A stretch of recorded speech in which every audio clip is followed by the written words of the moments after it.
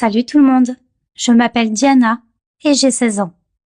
On dit qu'il faut travailler dur pour réussir, mais parfois, tes ambitions peuvent être revues à la baisse, en raison d'événements complètement imprévus, comme un ver solitaire dans ta tête par exemple. Mon histoire commence il y a 2 ans quand mes parents ont décidé de se séparer. Mon père avait rencontré une fille de la moitié de l'âge de ma mère et avait décidé de l'épouser. Bien sûr, ma mère était dévastée. Et leur divorce a été très compliqué. Ils se disputaient pour les biens et se détestaient. Ma mère était déprimée depuis sa trahison. Elle n'avait pas de vraie source de revenus et avait vendu presque tous nos meubles pour couvrir les coûts de divorce et ses autres dettes. Elle était tellement absorbée par les événements qu'elle n'avait pas le temps pour moi.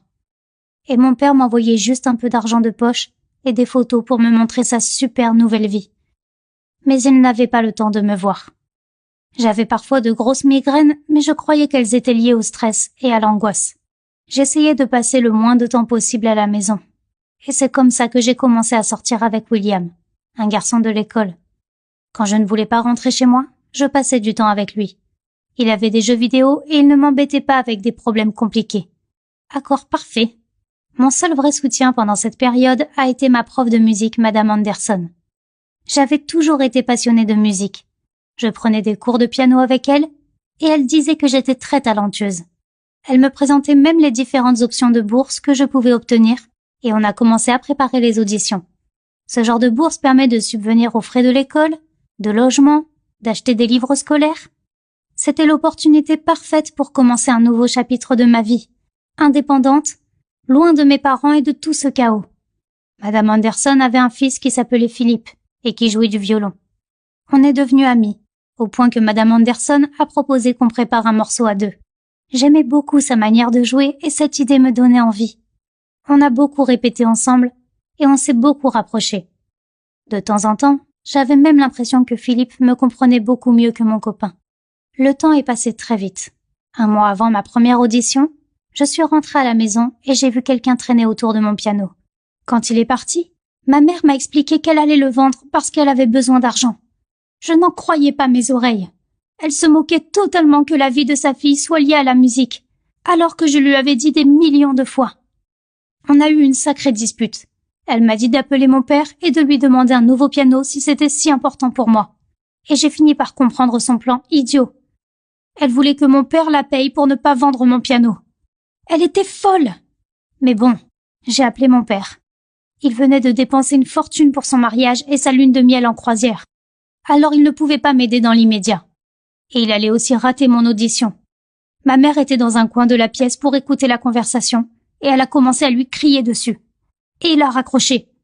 Je détestais vraiment mes parents. J'ai couru dans ma chambre, j'ai fermé la porte et j'ai pleuré toutes les larmes de mon corps. Mes migraines étaient plus fortes que jamais.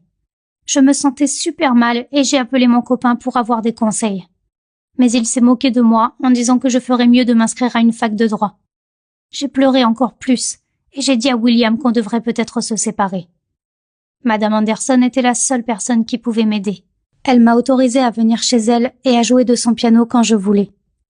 Pendant tout ce mois, on s'est préparé avec Philippe en vue des 2 concerts prévus. La demi-finale, puis la finale.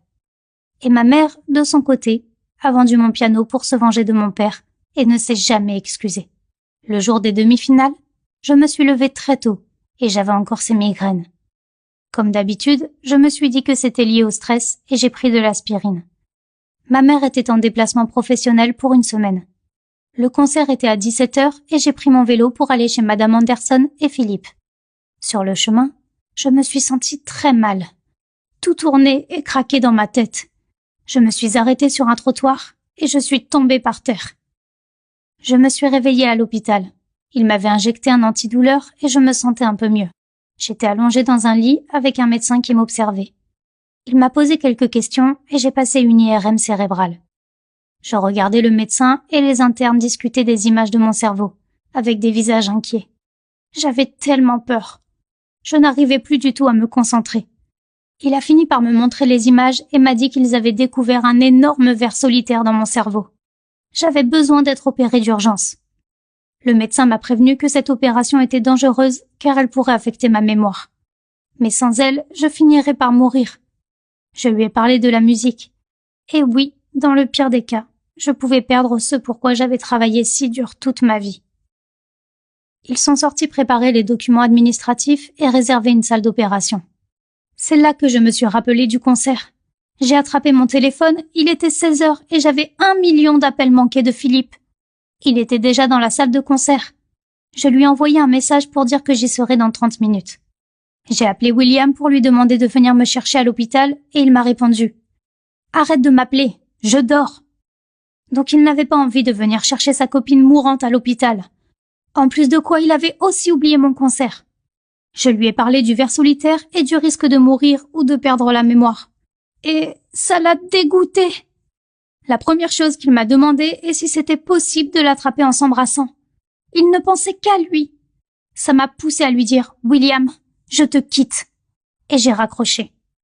J'ai rassemblé mes forces, j'ai fait mes affaires et je suis sortie du bâtiment. Par chance, j'ai eu un taxi immédiatement. Et heureusement, j'avais ma robe de concert avec moi. Je me suis changée dans la voiture. Le chauffeur était choqué, mais il a pudiquement détourné le regard. On est arrivé à la salle de concert en 20 minutes. Pile à temps. Les antidouleurs faisaient encore effet et j'étais en pleine confiance. Tout avait l'air un peu irréel. C'est peut-être grâce à ça que notre performance fut un tel succès. Tout le monde a apprécié et nous a applaudi. En coulisses, Philippe m'a demandé pourquoi j'avais été en retard et je lui ai parlé du verre et des complications. Il avait l'air super inquiet. Il m'a serré dans ses bras et m'a dit qu'on devait vite aller à l'hôpital. Mais je lui ai dit de ne pas paniquer et que j'avais un plan de génie. La finale était dans 2 jours et je comptais bien y participer. Philippe a essayé de me faire changer d'avis, mais c'était inutile. Il a trouvé que c'était le bon moment pour me dire qu'il m'aimait. Coup de foudre. Et qu'il voulait à tout prix que je survive. Je voulais aussi vivre, mais je n'arrivais pas à imaginer ma vie sans musique. J'avais l'impression de porter nos 2 admissions sur mes épaules. Philippe n'avait pas de verre dans la tête. C'était injuste s'il devait subir les conséquences de ma situation. Il a fini par accepter, mais m'a fait promettre qu'on ira à l'hôpital juste après. Et que si mon état empirait, on oubliait le concert. On a décidé de passer les 2 jours suivants ensemble et de ne rien dire à Madame Anderson, parce qu'elle aurait forcément été contre ce plan. Elle m'aimait comme si j'étais sa propre fille. Les médecins de l'hôpital ont appelé plusieurs fois à la maison et j'ai dû leur mentir. Je faisais semblant d'être ma mère et je disais que ma fille était partie en voyage scolaire dans une autre ville et qu'elle ne répondait pas à mes appels. Ils m'ont dit que ma fille devait revenir à l'hôpital aussi vite que possible parce que la situation était critique. Je me sentais un peu coupable, mais j'avais une bonne excuse. Au fur et à mesure des répétitions et des moments de loisirs avec Philippe, j'ai réalisé que j'avais aussi des sentiments pour lui. J'avais encore des migraines, mais je faisais semblant d'aller bien et je prenais les antidouleurs de sa mère en secret dans la salle de bain. On a regardé des films et on a parlé de nos objectifs et de nos rêves. On aurait dû se mettre ensemble avant. Quand on fait face à la possibilité de mourir, on se rend compte à quel point nos petits problèmes existentiels sont ridicules. En à peine 2 jours, ma santé s'est très vite détériorée. Je me sentais super mal. Et ça m'a fait rater la finale. Bon, ce n'était pas un désastre total, mais on a fait des erreurs bien évidentes. Après notre passage, je me suis évanouie dans les coulisses et Philippe m'a emmenée à l'hôpital. C'est le même médecin qui était dans l'ambulance. Il m'a dit qu'il était très impressionné par mon comportement irresponsable et il m'a envoyé au bloc d'urgence. Ma situation était critique et si on était arrivé plus tard, je serais sûrement morte. Pendant l'opération, ma mère était dans la salle d'attente avec Philippe. Elle venait de rentrer de son voyage d'affaires et elle avait entendu tous les messages vocaux de l'hôpital. Mais Philippe l'a appelée et lui a tout expliqué, même s'ils ne s'étaient jamais rencontrés avant. Ils ont beaucoup parlé. Il a fait comprendre à ma mère que vendre mon piano avait été une décision égoïste et cruelle. Mais elle trouvait qu'il avait été idiot de me laisser prendre de tels risques. Après l'opération, le médecin m'a dit qu'il pouvait me faire voir le verre, mais j'ai refusé. Ça me dégoûtait un peu. Il m'a conseillé de faire bien plus attention à la qualité de la viande et des autres aliments à risque que je mangeais, et m'a dit que je ne devais plus jamais ignorer des douleurs inexpliquées. Et ma mère avait l'air bouleversée et s'est excusée pour son égoïsme. Elle m'a promis de me racheter un piano et de ne plus jamais acheter de bacon. On n'a pas obtenu la bourse avec Philippe. Il y avait trop de compétition cette année-là. Mais on n'a pas abandonné et on envisage de repasser l'épreuve l'année prochaine. De toute façon, j'ai besoin de quelques mois pour me remettre de l'opération et me reposer. Mon nouveau copain me soutient beaucoup, tout comme la nouvelle femme de mon père d'ailleurs. On s'est rencontrés après mon opération et elle a l'air très gentille. Ça peut paraître bizarre, mais le ténia dans mon cerveau a réussi là où j'avais échoué. Recréer un lien entre ma mère et mon père. Ils se sont mis d'accord pour m'acheter un nouveau piano. Et ils ont arrêté de se prendre la tête pour rien. Enfin, pour le moment. Et voilà où j'en suis. Si tu as aimé mon histoire carrément dingue, aime cette vidéo et abonne-toi à la chaîne. Et laisse-moi un commentaire.